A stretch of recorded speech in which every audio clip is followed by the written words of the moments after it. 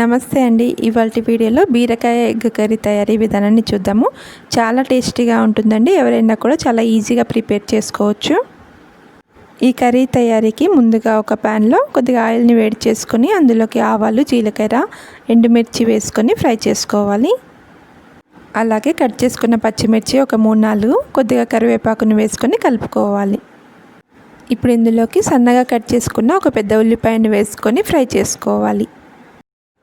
ఉల్లిపాయలు కొద్దిగా ఫ్రై అయిన తర్వాత ఇందులోకి 1/2 టీ స్పూన్ పసుపు, 1/2 టీ స్పూన్ అల్లం వెల్లుల్లి పేస్ట్, కొద్దిగా ఉప్పును వేసుకొని కలుపుకోవాలి.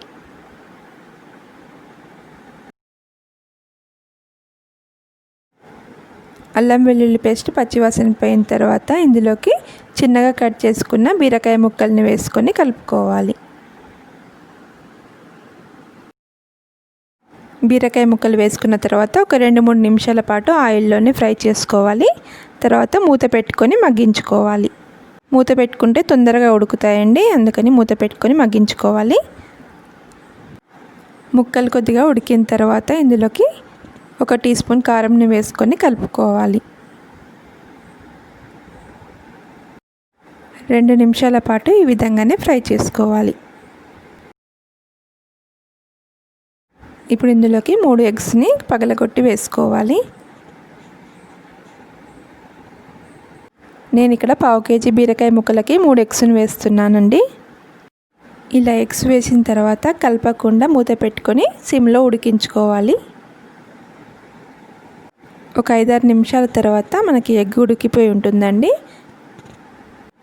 దీన్ని ఒకసారి మెల్లిగా టర్న్ చేసుకోవాలి. ఒకేసారి అంతా కలిపితే మనకి బీరకాయ ఎగ్ అంతా కలిసిపోతుందండి. జాగ్రత్తగా టర్న్ చేసుకోవాలి. ఇప్పుడు ఇందులోకి 1/2 టీ స్పూన్ ధనియాల పొడి, ఉప్పు తక్కువైతే రుచి చూసుకొని కొద్దిగా వేసుకోవాలి. ఉప్పు ధనియాల పొడి వేసిన తర్వాత ఒకసారి అంతా కలిసేలాగా మెల్లిగా కలుపుకోవాలి. ఇలా కలుపుకున్న తర్వాత ఆయిల్ పైకి వచ్చే వరకు మూత పెట్టుకొని సిమ్లో ఉడికించుకోవాలి. ఒక 5-6 నిమిషాల తర్వాత ఆయిల్ పైకి వచ్చి మనకి బీరకాయ ఎగ్ కర్రీ రెడీ అయిపోతుందండి. ఇలా సిమ్లో పెట్టుకొని ఎక్కువసేపు ఉడికించుకుంటే మనకి ఎగ్ అనేది స్మెల్ రాకుండా ఉంటుంది. ఎంతో రుచిగా ఉండే బీరకాయ ఎగ్ కర్రీ రెడీ అయిపోయిందండి. మీరు కూడా తప్పకుండా ట్రై చేయండి. Thank you for watching.